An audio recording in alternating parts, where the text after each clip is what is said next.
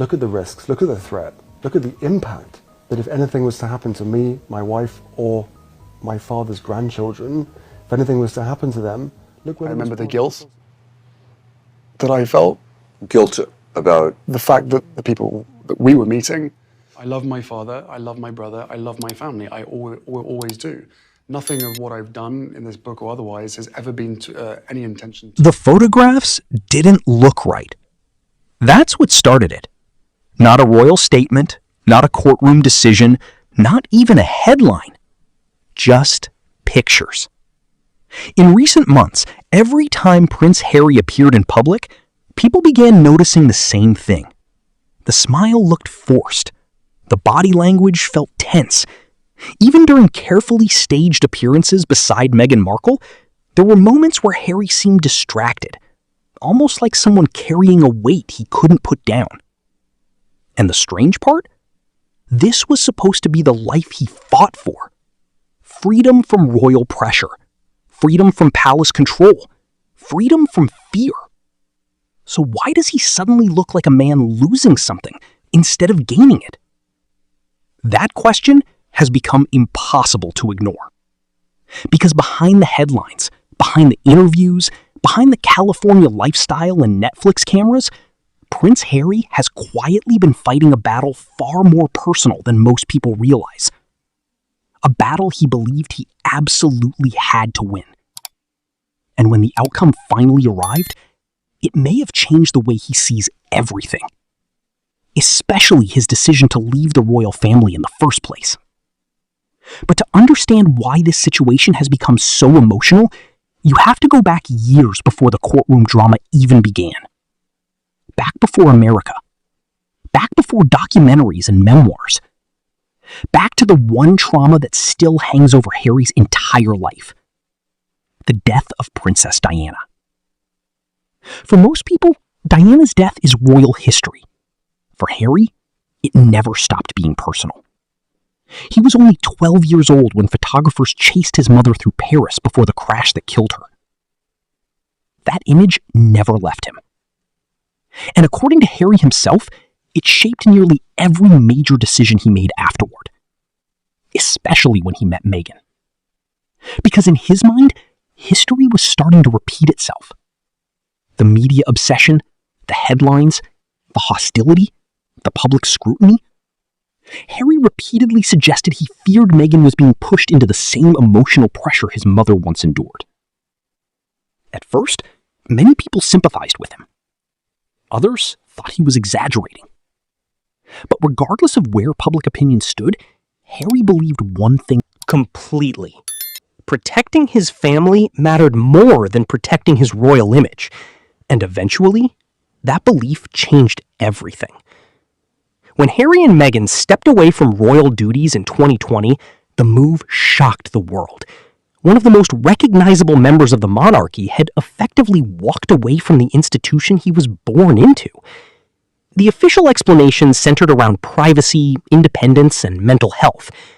But beneath all of that was another issue Harry considered absolutely critical: security.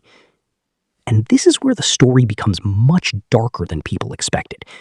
Because once Harry stopped being a senior working royal, something changed almost immediately. The automatic police protection traditionally provided to senior royals in the UK was removed. Suddenly, the prince who grew up surrounded by royal security found himself in a position he clearly never anticipated. He no longer had guaranteed state protection in Britain. To some people, that sounded reasonable. After all, he had stepped away from royal duties. But to Harry, this wasn't political. It was personal. Deeply personal. Because in his mind, security wasn't luxury. It was survival. That distinction shaped everything that happened next. For years, Harry fought the decision through legal challenges against the UK Home Office. Publicly and privately, he argued that the threat level surrounding him and his family remained dangerously high. Critics mocked him. Supporters defended him. The debate became vicious.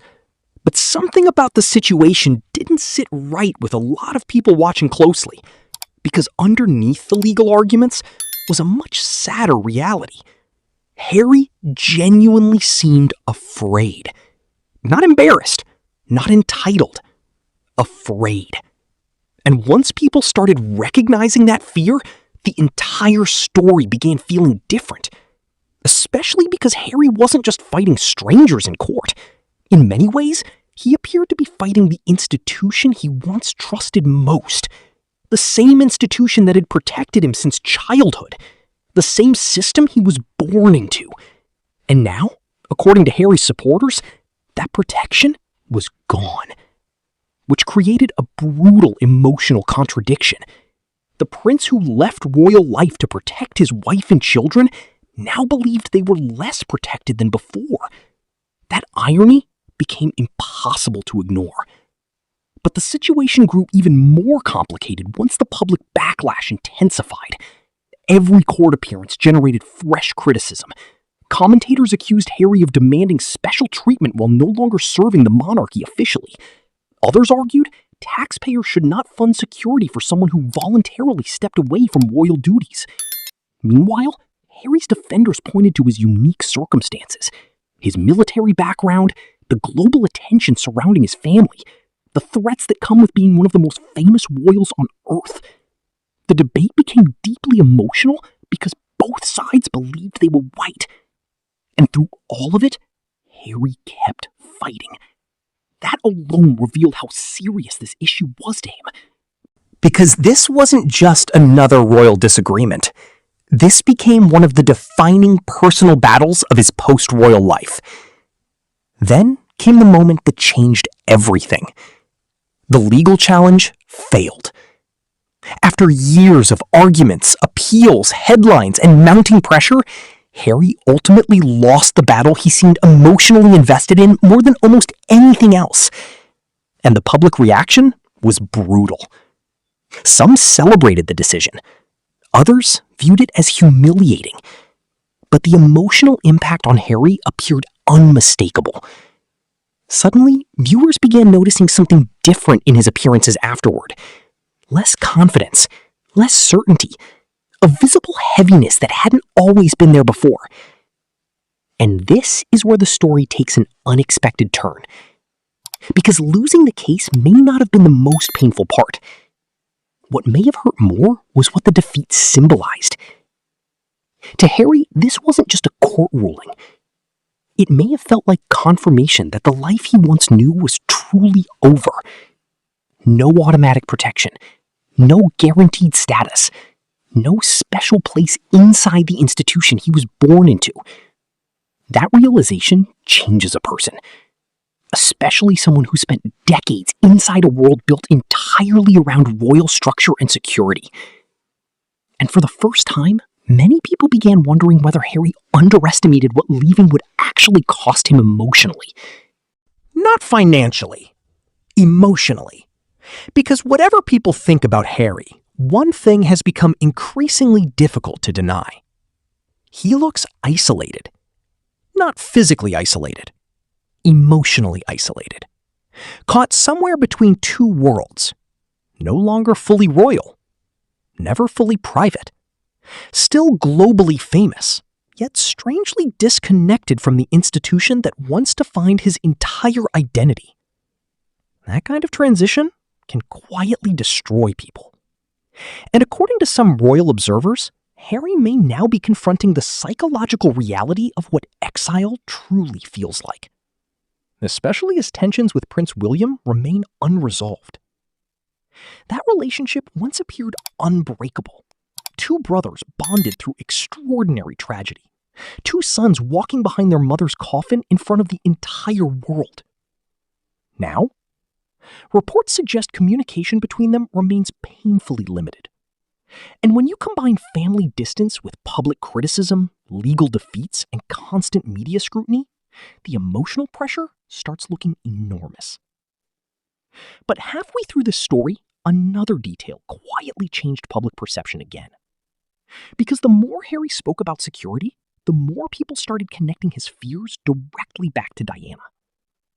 that connection matters. A lot. Whether critics agree with him or not, Harry genuinely appears haunted by the possibility of history repeating itself.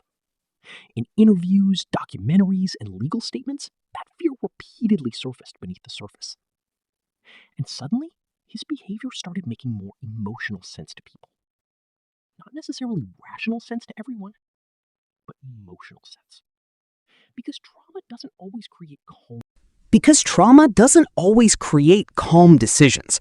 Sometimes it creates hypervigilance, fear, obsession with protection, a desperate need to prevent past pain from happening again. Viewed through that lens, Harry's legal battle stops looking like arrogance to some viewers. It starts looking tragic. A son trying to fight the one nightmare he's carried since childhood, and then losing. That's why this story has become so emotionally gripping online. It isn't just about royalty anymore. It's about identity, fear, loss, and the painful possibility that Harry may still be psychologically fighting battles that began decades ago. Even now, years after leaving Britain, he remains trapped in conflict with the very system he tried to escape. And maybe that's the cruelest irony of all. Because Harry wanted freedom, but freedom came attached to consequences he may never have fully imagined. The loss of royal security became symbolic of something larger, the loss of certainty itself, the loss of the invisible shield that protected him his entire life. And once that shield disappeared, everything became more fragile. His relationship with Britain, his connection to the monarchy, even public sympathy. Because public opinion around Harry has become one of the most divided conversations in modern royal history. Some view him as brave, others see him as deeply misguided. Some believe he escaped a toxic institution, others believe he abandoned duty. But almost everyone agrees on one thing now. Something about him feels different lately. More tired, more emotionally worn down. And perhaps that's because this battle forced Harry to confront something painful. The realization that leaving the royal family did not end the conflict. In many ways, it may have intensified it. Now the prince who once stood beside the future king of England is fighting lawsuits, navigating public backlash, and trying to convince both governments and critics that his fears are real. That's a very different life from the one people imagined when he first moved to California. And maybe that's why so many viewers suddenly feel uncomfortable watching this story unfold. Because beneath all the privilege, titles, and controversy is a man who appears caught between trauma and reinvention, still trying to protect the people he loves while carrying fears he never fully escaped. The saddest part? He may have believed this final legal fight would finally bring him peace. Instead, it may have reminded him how much of his old world is already gone forever.